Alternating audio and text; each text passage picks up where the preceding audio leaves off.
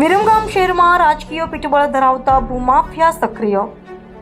વિરમગામ તાલુકાના કુમાદ હરિપુરા નર્મદા કેનાલની પાળ તોડી તેની પાછળના ભાગમાંથી તેમજ બાજુમાં આવેલ ગૌચર જગ્યામાંથી ગેરકાયદેસર માટીની ચોરી કરી પર્યાવરણ તેમજ જમીન સંરક્ષણ તેમજ નર્મદા વિભાગ દ્વારા નર્મદા કેનાલની સુરક્ષા માટે બનાવવામાં આવેલા રોડ રસ્તા કે જે કેનાલની સુરક્ષા માટે નર્મદાના અધિકારીઓ પેટ્રોલિંગ પૂરું પાડે તે માટે બનાવવામાં આવ્યા છે, જે નર્મદાના પાળાઓ તોડી અને રસ્તાઓ પર તેઓના ઓવરલોડ ડમ્પરો ચલાવી રસ્તાઓ તેમજ સરકારી મિલકત તેમજ તિજોરીને નુકસાન પહોંચાડી રહ્યા છે। છેલ્લા ઘણા સમયથી આ રાજકીય પીઠબળ ધરાવતા ભૂમાફિયાઓ રાત્રિ દરમિયાન નર્મદા કેનાલ, સરકારી પડતર તેમજ સરકારી ખરાબાઓ, ગૌચરો જેવી વિવિધ જગ્યાઓમાંથી ગેરકાયદેસર માટી ચોરી કરી રહ્યા છે।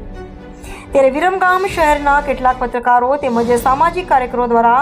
મામલતદાર, પ્રાંત અધિકારી તેમજ ખાણ ખનીજ વિભાગના અધિકારીઓને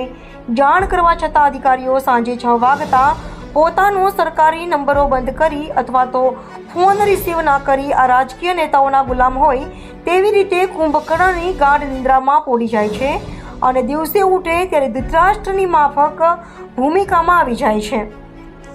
અને 24 કલાક પ્રજાની તેમજ સરકારી જાનો માલની રક્ષા કરવાનો દાવો કરતી ગુજરાત પોલીસને જ્યારે આ બાબતની જાણ કરવામાં આવે ત્યારે આ રાજકીય પીઠબળ ધરાવતા ભૂમાફિયાઓના ગેરકાયદેસર ચાલતા ડમ્પરોની સુરક્ષા માટે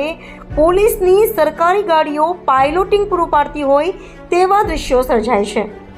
શું ખરેખર આ અધિકારીઓને તેઓ જે હોદ્દા પર છે તે હોદ્દાઓ પર આ રાજકીય આંકડાઓના હિસાબે તો નથી મળ્યા ને?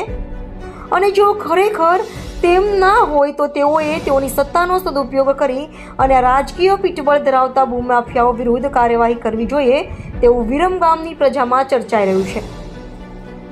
અને કયા કાયદા મુજબ આ ભૂમાફિયાઓ વિરુદ્ધ કયા પ્રકારની કાર્યવાહી કરવી જોઈએ? શું તે આ સરકારી અધિકારીઓ નથી જાણતા?